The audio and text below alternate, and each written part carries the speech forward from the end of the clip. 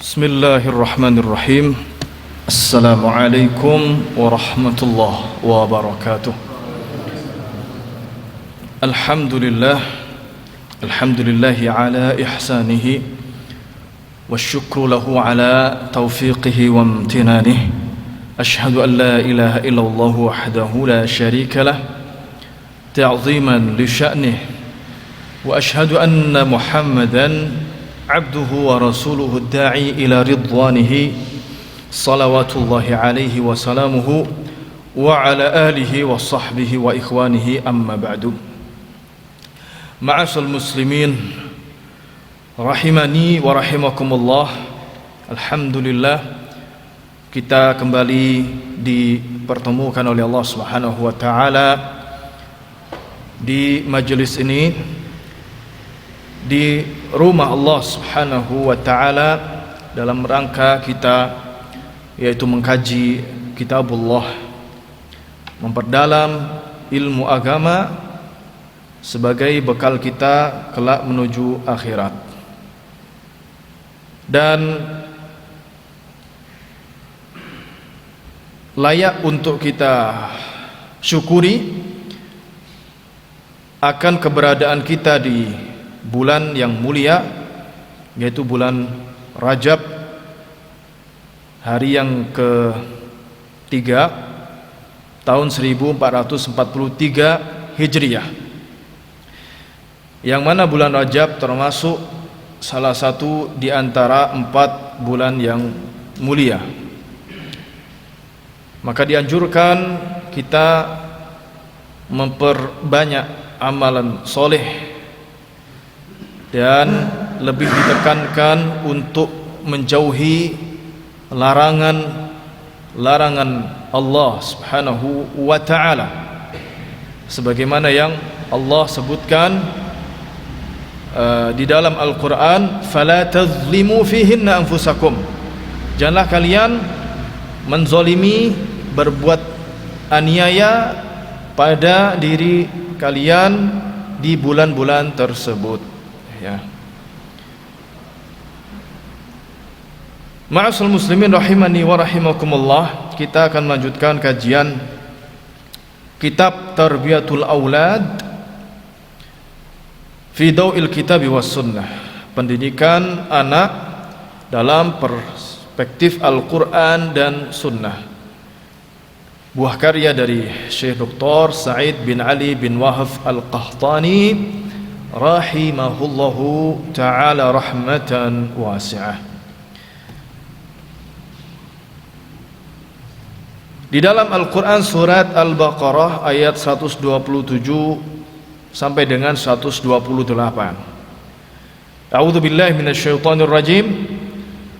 Wa idh yarfa'u Ibrahimul qawa'ida minal baiti wa Ismailu rabbana taqabbal minna ربنا تقبل منا إنك أنت السميع العليم ربنا وجعلنا مسلمين لك ومن ذريتنا أمة مسلمة لك وأرنا مناسكنا وتب علينا إنك أنت التواب الرحيم.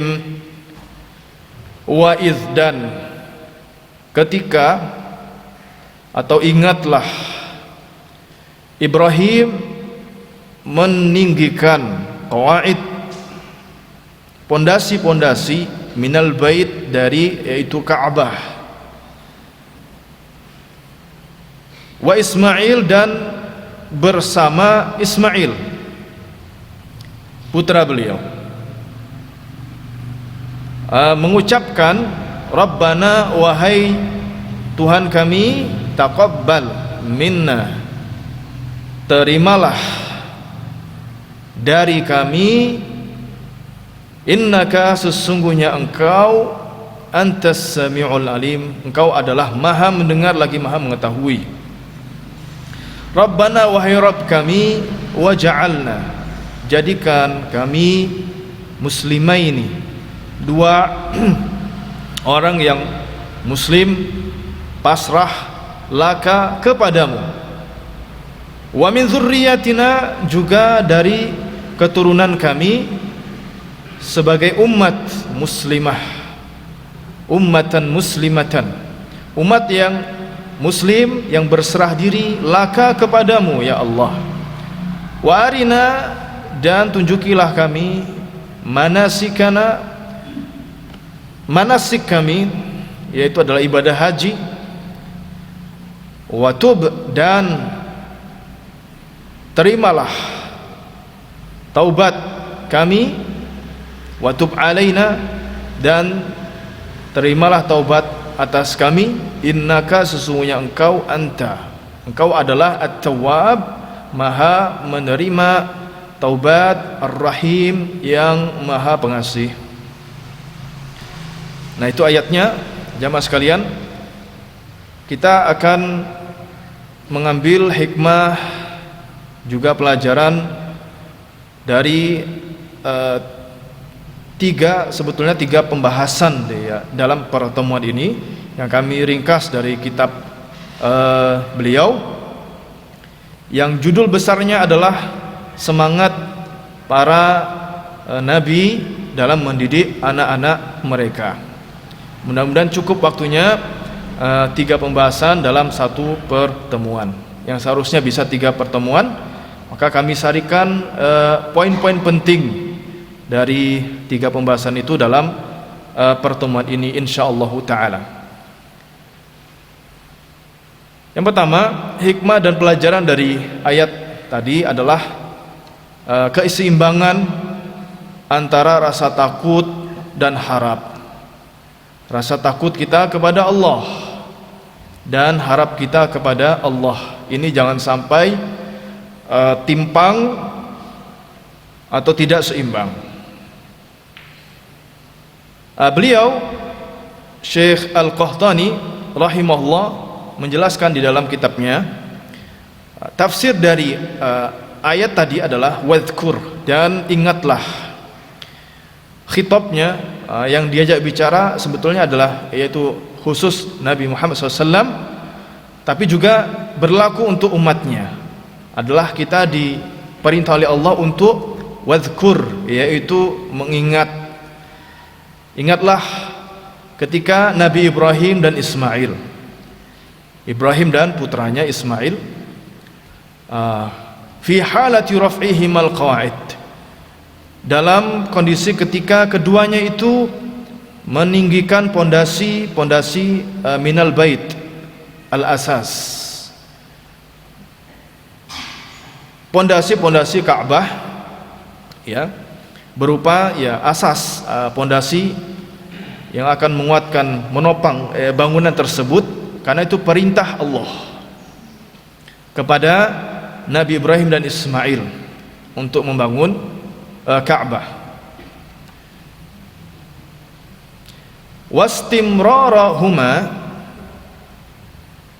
atau wastimrarihima, kalau tadi kita diminta ingat kisah Nabi Ibrahim dan Ismail, yaitu dalam keadaan mereka berdua sedang membangun pondasi Ka'bah, juga ingatlah terkait dengan istimrar, terus menerusnya mereka berdua ala hadzal amal al-azim, di atas amal yang besar ini, tugas besar dari Allah Subhanahu wa taala, membangun yaitu Ka'bah yang menjadi pusat ya, kiblat umat Islam seluruh dunia. Ini tugas besar. Wa kaifa kanat haluhuma minal khauf war-raja. Ini poin pentingnya. Bagaimana kondisi keduanya, Ibrahim dan Ismail itu, dalam mengelola rasa takut dan harapnya. Rasa takut dan harapnya. Hatta sehingga innahuma, keduanya, ma'ahadul amal, bersamaan dengan pekerjaan ini, membangun Ka'bah, da'awallah, mereka berdua berdoa kepada Allah. Apa doanya? An yataqabbala minhuma amalahuma, supaya Allah menerima dari keduanya, yaitu amal mereka berdua. hatta yahsula fihi an-nafa'al amim, sehingga pekerjaan itu mendapatkan manfaat yang amim, yang menyebar, tidak hanya yaitu bermanfaat pada lokal saja, tapi seluruh, ya, kita lihat Ka'bah menjadi kiblat yaitu umat Islam seluruh dunia. Nah, ini pelajaran pentingnya Nabi Ibrahim dan Ismail alaihi wassalam ketika diberi tugas oleh Allah, tugas khusus, tugas besar, mereka menjaga balancing, ya, keseimbangan antara takut dan harap, rasa takut dan harap. Takutnya apa? Yaitu takut kalau amal itu tidak diterima, khawatir kalau amal itu tidak diterima. Rojaknya, harapannya adalah ya amal itu diterima, ya. Nah, ma'asyiral muslimin rahimani wa rahimakumullah, untuk memahami itu mari kita menghayati, ya, menghayati doa yang tadi diucapkan Nabi Ibrahim dan Ismail. Kalau kita kembali kepada bahasa Arab, dalam hal ini adalah balaghahnya, salah satu cabang ilmu bahasa Arab, yaitu pada kata min pada doa Rabbana taqabbal minna, Rabbana taqabbal minna. Yang menarik dari huruf min ini, hadirin rahimani wa rahimakumullah, itu muncul setelah kata taqabbala. Contohnya kalau kita lebaran kan taqabbalallahu minna wa minkum, nah, itu muncul minnya. Tapi munculnya ketika dalam kondisi hamba kepada Allah, hamba kepada Allah, tapi hilang kalau Allah kepada hamba. Nah, minnya nggak muncul, nggak ada. Sekali lagi, taqabbala itu bersambung dengan min, ya, munculnya saat hamba kepada Allah. Kita hamba minta kepada Allah, bunyinya ini, Rabbana taqabbal minna, wahai Tuhan kami, terimalah dari kami. Muncul minnya. Tapi kalau dari Allah kepada hamba itu tidak, ya. Mari kita lihat contoh di salah satu contoh di dalam Al-Qur'an, surat Ali Imran, ya. Surat Ali Imran ini contohnya. Ini kan ada taqabbal minni, ya. Kisahnya adalah istrinya Imran. Idz qalat imra'atu Imran, ketika istri Imran berdoa, Rabbi, wahai Tuhanku, inni sesungguhnya aku nazartu, bernazar, laka untukmu, ma fi batni, apa yang ada di dalam perutku, ya, muharraran fataqabbal minni. Muncul ada minninya di sini, fataqabbal minni. Jadi hamba di sini adalah istrinya Imran minta kepada Allah, muncul minnya. Tapi kalau Allah kepada hamba tidak, taqabbala. Nah, ini fataqabbalaha rabbuha biqabulin hasanin, maka rabbuha, Tuhannya, menerimanya biqabulin hasanin, dengan penerimaan yang baik. Nah, ini kan menarik dari aspek balaghahnya supaya kita bisa menghayati doa tersebut. Nah, ma'asyiral muslimin rahimani wa rahimakumullah. Jadi perbedaan keadaan itu ketika mengucapkan taqabbala adalah bahwa min, huruf min di sana, meskipun tadi saya menerjemahkannya dari itu karena supaya untuk mukaddimah saja. Nah, sekarang makna yang sangat mendekati, makna yang sangat mendekati dari min adalah yang pertama tab'idiyah. Min di situ menandakan sebagian, bukan keseluruhan. Yang kedua maknanya taqsir, yaitu kekurangan. Nah, Maka terjemahan yang mendekati, yang sangat mewakili insyaallah, wahai Tuhan kami, taqabbal, terimalah minna, kekurangan dari kami, kekurangan dari kami. Ya, makanya muncul min itu ketika hamba berdoa kepada Allah, tapi Allah kepada hamba tidak. Ya, Allah menerima semuanya, tapi kalau kita mohon kepada Allah itu begitu bunyinya, adabnya demikian. Ya Allah, terimalah ya kekurangan dari kami. Nah, dalam doa itu sebetulnya kita mengakui kalau kita beramal itu tidak sempurna. Mungkin kurang khusyuknya, ya kan? Kurang rukunnya dan seterusnya. Nomor 3, kalau kita gabungkan 1 dan 2 itu mirip adab kita kepada orang lain. Kalau kita sama orang lain muncul biasanya kata-kata itu, ya, misalkan bilang ke orang lain, mohon maaf, ini yang saya bisa, cuma ini yang bisa saya berikan. Artinya dia merasa kurang dalam memberikan sesuatu kepada orang lain atau membantu orang lain, dia merasa yaitu kurang.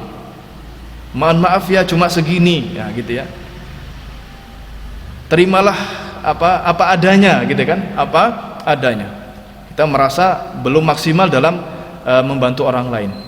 Ini kepada manusia, bagaimana lagi kepada Allah Subhanahu wa taala?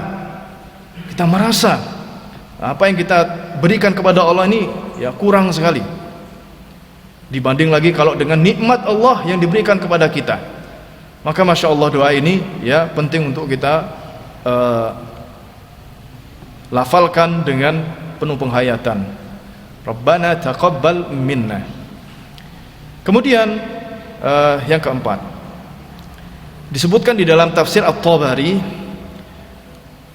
bahwa setiap kali Nabi Ibrahim dan Ismail itu meletakkan batu Ka'bah satu persatu, itu doanya Rabbana taqabbal minna atau Allahumma taqabbal minni, sama saja redaksi doanya. Allahumma atau Rabbana taqabbal minni, taqabbal minna. Kalau satu orang kan taqabbal minni. Ya. Jadi setiap batu itu diletakkan sambil berdoa demikian. Ini Masya Allahnya, menggambarkan sikap tawadhu'nya Nabi Ibrahim, Ismail. Sifat ini bertentangan dengan orang yang begitu beramal malah dia ujub, bangga dengan amalnya. Aku sudah berbuat yang luar biasa kepada Allah. Nah, ini jauh dari sifat yang dicontohkan para nabi dan rasul, Nabi Ibrahim dan Ismail. Sehingga Syekh bin Baz rahimahullah itu suatu kali menangis ya. Dikisahkan oleh murid-murid beliau ketika Syekh bin Baz itu membaca ayat ini, lebih tepatnya menafsirkan, kajian tafsir ayat ini ya, Rabbana taqabbal minna sampai akhir ayatnya. Beliau menangis, berhenti sejenak, ternyata beliau menangis lalu menyampaikan, amrun makhsus li'abdin makhsus bi'amil makhsus fi makan makhsus wa ma'adzalika yas'alullah al-qabul. Tugas yang diberikan dari Allah kepada Nabi Ibrahim dan Ismail itu tugas khusus ya. Enggak ada nabi lain yang diperintahkan untuk membangun pondasi Ka'bah kecuali Ibrahim dan Ismail. Hamba yang khusus pula, pilihan, hamba pilihan kan? Nabi Ibrahim dan Ismail adalah hamba pilihan. Amalin maksus, amalnya juga pekerjaannya khusus. Jadi perintahnya perintah khusus, fi makanin maksus, di tempat yang khusus pula, yaitu di Makkah.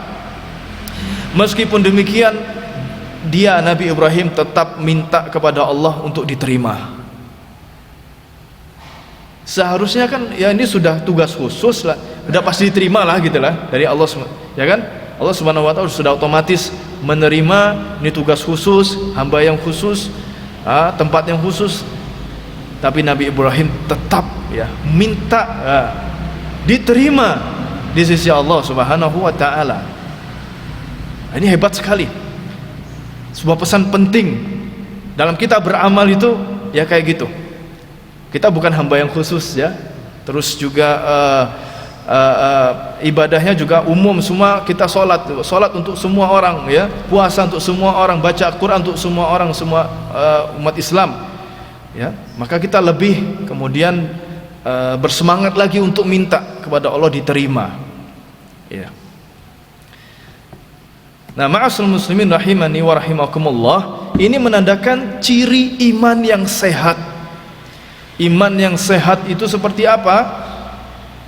Ya, menjelaskan apa yang dilafalkan oleh Nabi Ibrahim tatkala membangun pondasi Ka'bah, minta diterima di sisi Allah. Di Al-Quran surah Al-Mu'minun ayat 61-62 Allah Ta'ala berfirman, walladzina yu'tuna ma ataw wa qulubuhum wajilah annahum ila rabbihim raji'un ulaika yusari'una fil khairat wa hum laha sabiqun. Dan orang-orang yang memberikan apa yang telah mereka berikan, infak, sedekah, wa qulubuhum wajilah, dengan hati yang takut ya, hati yang takut. Kenapa? Karena mereka tahu bahwa sesungguhnya mereka akan kembali kepada Tuhan mereka. Ulaika yusari'una fil khairat, mereka itu bersegera untuk mendapatkan khairat, kebaikan-kebaikan, dan mereka orang-orang yang segera memperolehnya. Ketika ayat ini dibaca oleh Rasul sallallahu alaihi wasallam, Aisyah radhiyallahu taala anha bertanya, qalat, Aisyah bertanya, sa'altu, aku bertanya Rasulullah SAW an hadil ayat, tentang ayat tadi. Aku bilang, ahumul ladina yashrabunal khamra wa yasriqun. Wahai Rasul, apakah mereka yang disebutkan ayat tadi itu mereka yang minum khamr, minum bir, mabuk-mabukan, wa yasriqun, dan yang mencuri, wahai Rasul? Karena disebutkan tadi gambaran mereka itu takut ya dalam beramal. Apa jawab Rasul? La ya bintas Siddiq, tidak wahai putri Abu Bakar As-Siddiq. Walakinnahumul ladzina yasumun, tapi mereka itu orang yang berpuasa. Wa yatasaddaqun, mereka juga bersedekah. Wa hum yakhafun, tapi mereka takut alla yuqbala minhum, mereka itu takut kalau amalnya tidak diterima di sisi Allah. Khawatir karena ketika melaksanakan amal itu ada kurang-kurangnya, merasa tidak sempurna. Kayak kita sama orang lain bantu ngasih orang, merasa tidak maksimal. Nah, kok kepada Allah pede banget gitu ya, wah, sudah maksimal. Jangan. Ini iman yang sehat tuh begitu, merasa oh tadi kayaknya kurang sempurna, maka ya ada rasa cemas, tapi juga ada harapnya, harus seimbang. Enggak cemas sehingga oh kayaknya enggak diterima, ya sudah enggak beramal lagi, salah. Dia tetap kondisi yang betul bagaimana adalah dia merasa oh tadi sholatnya kayaknya ada kurang di aspek ini dan itu, habis ini saya sholat lagi gitu ya, untuk yang lebih baik dari sholat sebelumnya. Nah, ini tanda seimbangnya harap dan takut, harap-harap cemas. Jadi gitu, mereka takut karena seolah-olah amalnya itu tidak diterima sisi Allah karena merasa kurang sempurna. Ulaika alladzina yusari'una fil khairat, mereka itu kata Rasul adalah orang-orang yang bersegera melakukan kebaikan.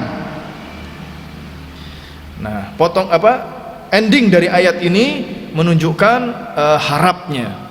Jadi tidak hanya takut, tapi ada harapnya, seimbang. Sehingga mereka bersegera untuk melakukan kebaikan.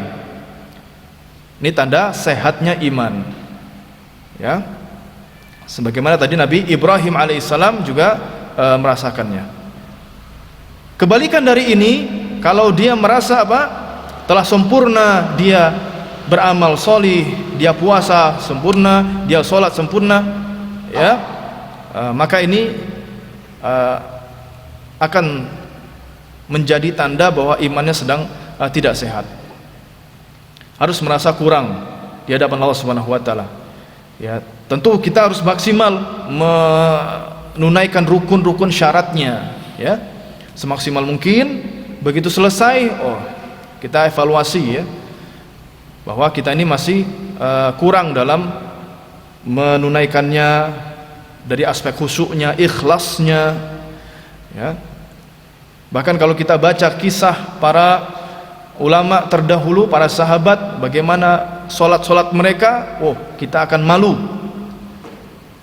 betapa kita ini sangat banyak kurangnya ketimbang mereka para sahabat melakukan solat mereka yang mereka berdiri sangat lama, mereka khusyuk sehingga ada yang ketika dipanah itu tidak terasa ketika dia sholat, ada yang diamputasi dalam keadaan sholat. Urwah bin Zubair kalau nggak salah namanya. Luar biasa contoh-contoh dari mereka yang menunaikan sholat dengan sangat luar biasa, ya. Nah, kita saja kalau kena nyamuk sedikit sudah terasa.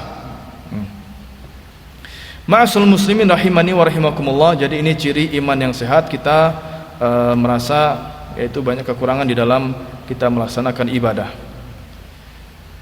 Itu pelajaran yang pertama. Pelajaran kedua, di dalam redaksi doa, wa tub alaina innaka antat tawwabur rahim. Ya Allah, terimalah taubat kami, sesungguhnya Engkau adalah Maha penerima taubat dan Maha pengasih. Di sini ada pesan bahwasanya kita hendaknya memperbanyak taubat. Apa itu taubat? Secara bahasa artinya kembali kepada Allah setelah kita jauh darinya, setelah kita lalai atau setelah kita berbuat dosa dan maksiat. Taubat, nah, kembali kepada Allah dengan menyesal, lalu meninggalkan maksiat itu, berazam untuk tidak melakukan di masa yang akan datang, termasuk istighfar juga taubat. Lalu mengakui kesalahan di hadapan Allah Subhanahu wa ta'ala. Nah, ini penting untuk mencari kesalahan diri, lalu sampaikan kepada Allah Subhanahu wa ta'ala. Dan ini jalan orang-orang beriman, orang-orang soleh, para nabi dan rasul. Ya, kalau kita kembali kemarin di pertemuan pertama adalah doa Nabi Yunus alaihissalam, la ilaha illa anta subhanaka inni kuntu minaz zalimin. Nah, doa itu ada pengakuan dosa di hadapan Allah. Sesungguhnya aku termasuk orang-orang yang berbuat zalim. Nabi Adam juga ketika dikeluarkan dari surga, doanya gimana? Rabbana zalamna anfusana wa illam taghfir lana wa tarhamna lanakunanna minal khasirin. Ya wahai Rabb kami telah menzalimi diri kami sendiri. Ini Masya Allah, jalan orang-orang beriman demikian, ya. Nanti kalau diperinci lagi di dalam kitab Ad-Da' wad Dawa karya Ibnul Qayyim, para tabi'in itu kalau mereka ada kena duri apalah gitu, ya kena duri, lalu duri itu dipegang sama dia, kakinya kena duri, pegang duri itu lalu bilang, a'lamu annaki min dzambin, aku tahu kamu itu kena menusuki kakiku karena aku punya dosa. Jadi langsung rujuk kepada dirinya, tidak langsung wah ini siapa yang buang di jalan gitu kan. Nah, itu nanti dulu, ya nanti dulu. Yang pertama kali dia adalah mengevaluasi diri, ya, bahwa setiap apa yang dia jumpai berupa musibah kecil maupun besar kembali kepada dirinya untuk dikoreksi, lalu sampaikan kepada Allah, taubat. Nah, kalau yang semacam ini adalah orang yang berkembang, orang yang akan meningkat, berubah menjadi lebih baik, ya kan? Berbeda dengan orang yang selalu menyalahkan keadaan, menyalahkan orang lain. Ini dia tidak akan berkembang, ya, bahkan ya akan susah nanti jadinya. Jadi penting, wa tub alaina innaka antat tawwabur rahim. Nabi Ibrahim Ismail masih mengucapkan doa itu, ya. Barakallahu li wa lakum. Ma'asyiral muslimin rahimani wa rahimakumullah. Aplikasinya dalam pendidikan anak dari kisah kedua Nabi Ibrahim dan Ismail adalah, yaitu yang pertama, hendaknya kita perlu program reward and punishment. Ada penghargaan, ada hukuman. Dua ini berjalan harus seimbang, tidak boleh timpang. Dikasih penghargaan saja, enggak dikasih hukuman, ini anak akan tidak baik karakternya, ngelonjak dan seterusnya, manja, ya. Punishment harus diberikan hukuman juga, jangan terlalu besar porsinya, nanti membuat anak itu akan terpukul, tidak pede, ya, dan seterusnya. Iya, didik anak kita supaya bisa berharap surga Allah dan takut neraka Allah. Ada hadiah, dikasih hadiah kalau mereka punya prestasi, kasih apresiasi, minimal kita berikan pujian, terima kasih, ya, kepada anak yang telah berbuat kebaikan, ya. Kadang kebanyakan kita nggak begitu, anak berbuat baik kita diam saja, begitu berbuat buruk baru dimarahin habis-habisan.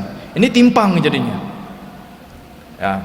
Ada yang mengatakan di sebuah kajian parenting itu bukan mirip, ya, atau istilahnya orang tua pemadam kebakaran. Jadi baru bertindak kalau ada bahaya. Nah, selama ini anak yang berbuat baik tidak diapresiasi, tidak diucapkan terima kasih, tidak didorong, dipuji, ya. Maka seolah anak kemudian, buat apa saya berbuat baik, kan gitu, ya. Baru ketika berbuat salah diperhatikan sama orang tuanya, maka wajar saja anak itu berbuat, ya, yang tidak baik supaya orang tuanya memperhatikan, gitu kan. Sebab ketika mereka berbuat baik, orang tuanya tidak memperhatikan, cuek saja dengan HP-nya, sibuk dengan ininya. Begitu pecah gelas atau apa, langsung marah-marah dan memperhatikan. Nah, ini sebuah ketimpangan yang tidak boleh ada di dalam kita mendidik, yaitu anak. Harus seimbang, harus seimbang. Dalam hal ini juga, ma'asyiral muslimin rahimani wa rahimakumullah, perlu kita sampaikan bahwa orang yang beribadah mengharap surga dan takut neraka itu boleh, tidak tercela. Karena ada yang beredar itu, ya, beredar ungkapan, bahkan masuk ke dalam syair-syair, bahwa orang yang beribadah karena berharap surga itu enggak ikhlas, ada pamrihnya. Sebaliknya, kalau dia meninggalkan dosa karena takut neraka, itu ada pamrihnya, enggak hebat, kata dia. Na'udzubillah. Ini suatu pemikiran yang keliru, kebatilan ini, ya. Kita boleh berharap surga dalam kita beramal soleh, dan takut neraka ketika kita berbuat dosa, meninggalkan dosa karena takut nerakanya Allah, takut azab Allah Subhanahu wa taala. Ini boleh, dan ini ikhlas. Nabi SAW berdoa minta surga, ya enggak? Dan juga minta dijauhkan dari api neraka. Banyak redaksi doanya yang menunjukkan hal itu, ya. Taib. Kita nukilkan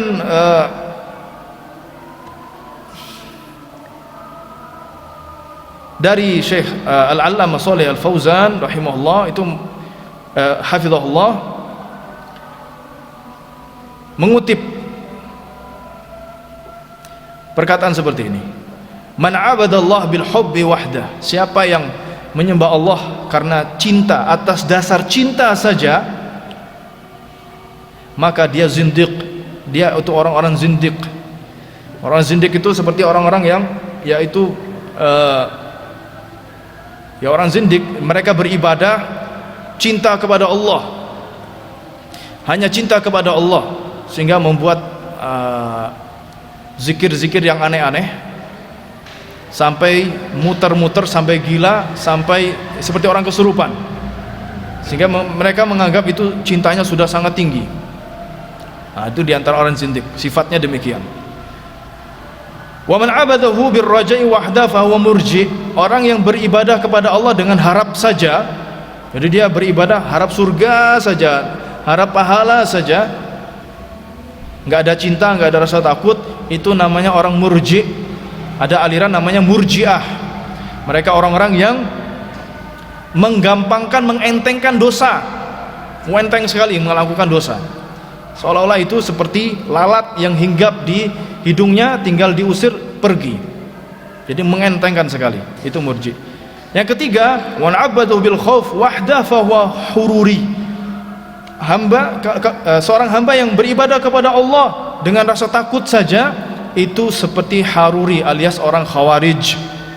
Mereka kelompok ekstrim yang muncul di masa khalifah, yaitu Utsman bin Affan radhiyallahu an, kemudian diperangi oleh Khalifah Ali bin Abi Thalib radhiyallahu anhu. Ekstrim sekali mereka punya pemikiran, sehingga dengan model ibadah seperti ini, mereka itu hanya berdasar rasa takut saja, nggak punya rasa harap, sampai-sampai dosa kecil yang dilakukan itu menyebabkan kafir. Ya, bagi mereka seperti itu. Dosa kecil itu menyebabkan seorang kufur. Maka nggak heran kemudian ada orang-orang kelompok semacam ini yang mereka sangat mudah mengkafirkan orang-orang muslim. Pemerintah dikafirkan, kemudian TNI Polri dikafirkan, orang muslim dikafirkan sama dia. Ya. Nah, waman abadahu bil hubbi wal khaufi war raja fahu mu'minun muwahhid. Siapa yang beribadah kepada Allah dengan cinta, takut dan harap, tiga ini dalam satu, 3 in 1 gitu ya, maka ini adalah mukmin yang bertauhid. Mukmin yang bertauhid kepada Allah, ada cintanya, ada harapnya, ada takutnya kepada Allah. Ini orang yang bertauhid. Jadi bukan tidak ikhlas ya, orang yang berharap surga dan takut neraka. Baik, yang terakhir, yang kedua, pelajaran dari pembahasan pertama ini, ajarkan anak untuk berani mengakui kesalahannya, bukan malah menyalahkan orang lain. Kalau dia salah, kita bantu untuk mengakui kesalahannya, dan itu sikap kesatria ya, sebagaimana dilakukan oleh Nabi Ibrahim dan Ismail ketika membangun pondasi Ka'bah. Wallahu ta'ala alam bisawab. Azan apa pertanyaan Bapak? Nggih.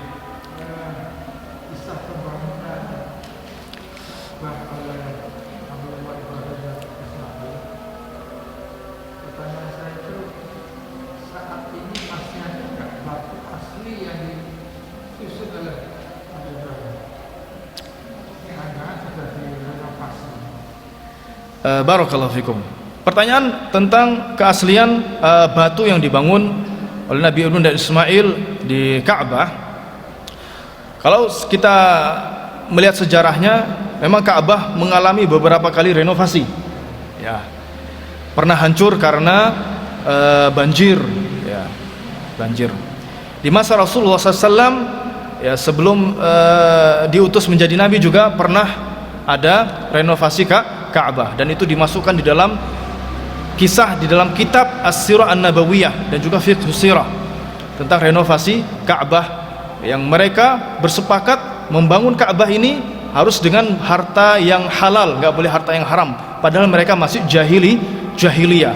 Mereka tahu itu Ka'bah itu suci, tidak boleh dibangun dengan harta yang haram, harus harta yang halal ya. Jadi wallahu ta'ala bisawab, ketika renovasi itu apakah semuanya ataukah sebagiannya, karena sering kali mengalami renovasi di masa khalifah, pasca Khalifah Umar bin Abdul Aziz juga pernah direnovasi ya.